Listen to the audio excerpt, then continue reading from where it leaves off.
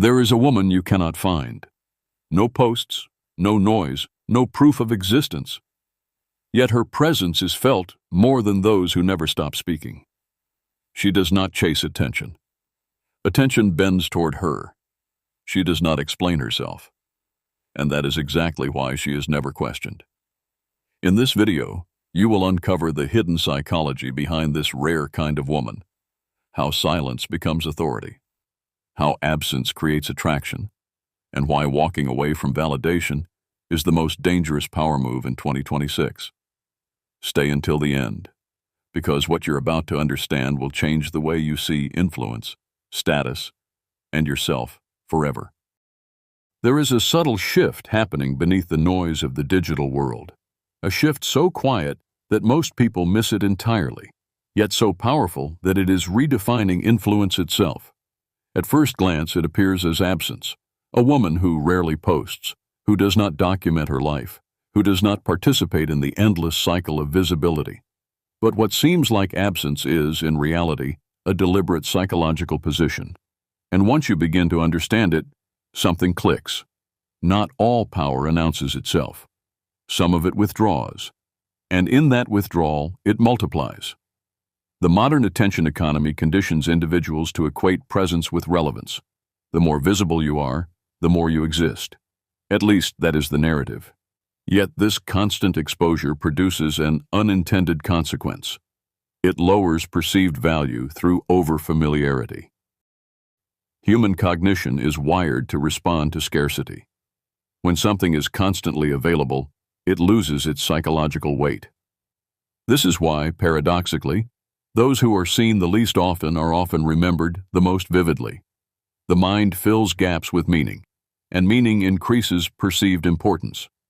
This is where Gen X women demonstrate a unique psychological divergence. Their formative years were not shaped by algorithms, but by self-reliance. They learned to regulate emotion without broadcasting it, to solve problems without documenting them, to build identity without an audience. As a result, their internal validation systems are far less dependent on external feedback loops. When faced with modern digital culture, they do not experience it as opportunity, but as intrusion. And this perception changes everything.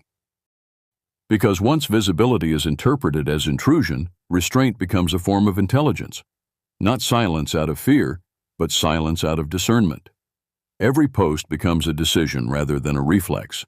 Every exposure is weighed against its long-term cost.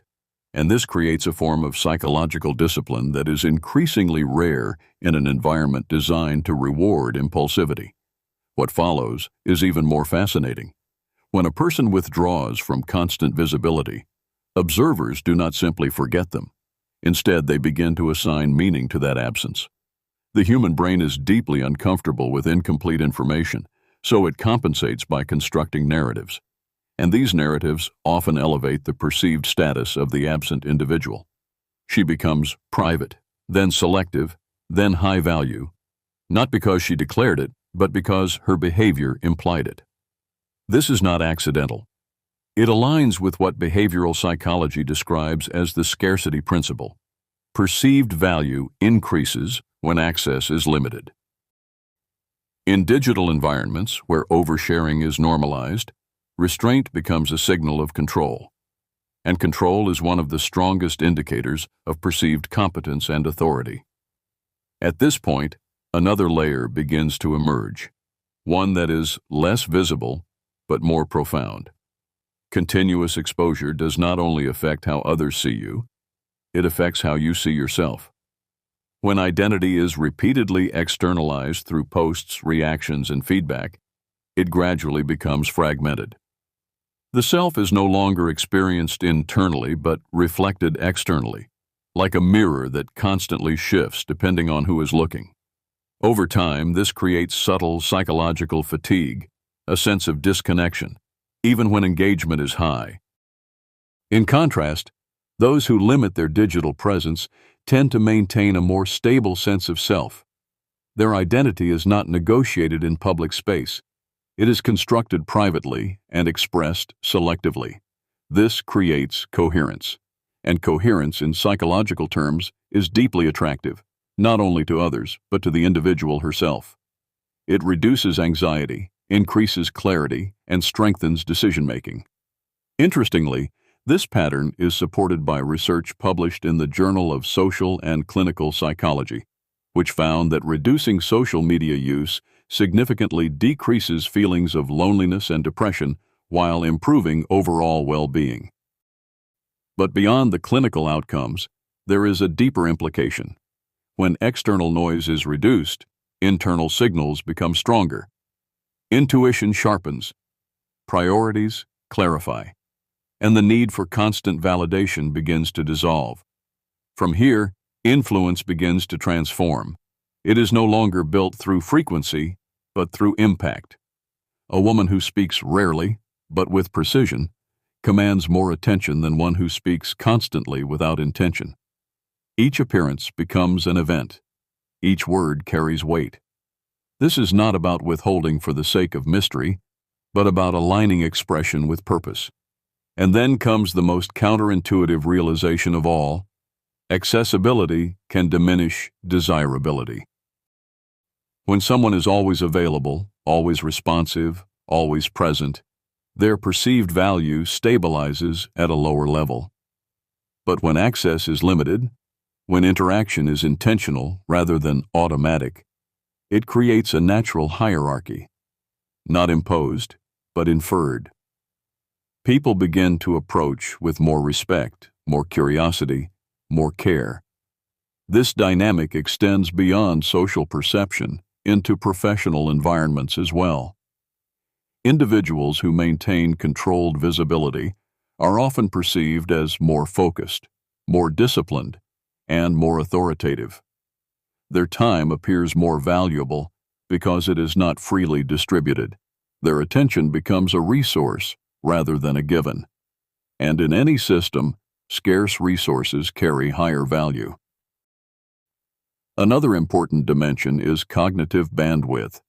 Constant engagement with digital platforms fragments attention. Notifications, updates, and algorithmic cues continuously interrupt thought processes, reducing depth of focus. Over time, this diminishes the ability to engage in complex thinking and long-term planning. By contrast, those who limit their exposure preserve their cognitive resources. They think more clearly, decide more effectively, and act with greater intention. This is where the concept of quiet command takes shape.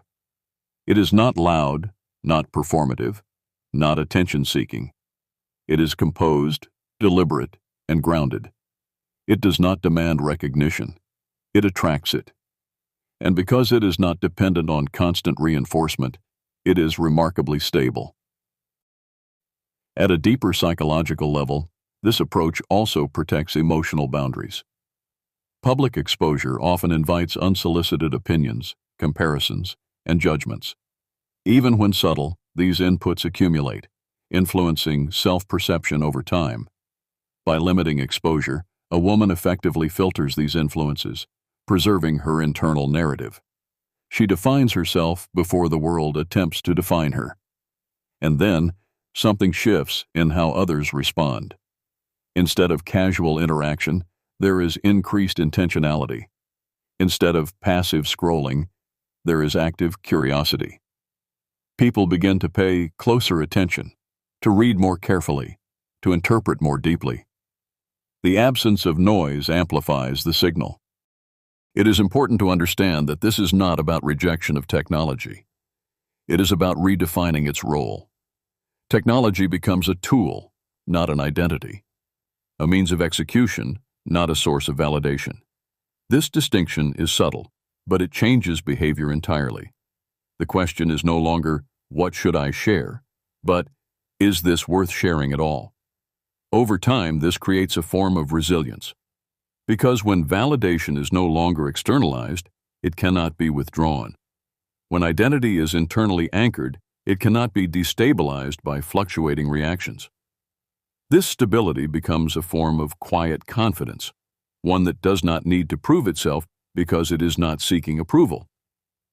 And perhaps the most compelling aspect of all is this: In a world where everyone is trying to be seen, the one who chooses when not to be seen becomes unforgettable. Not because she is constantly present, but because her presence is never diluted. The deeper message here is not about disappearing, but about reclaiming authorship over one's own visibility. Choosing when to engage, when to withdraw, and when to remain completely untouched by the noise. This is not avoidance, it is mastery, because in the end, influence is not about how often you appear, but about how deeply you are felt when you do. Watch closely. These 4 silent signs reveal what most men completely miss. She's slowly pulling away, and you'll see it now on screen. Don't forget to like and subscribe.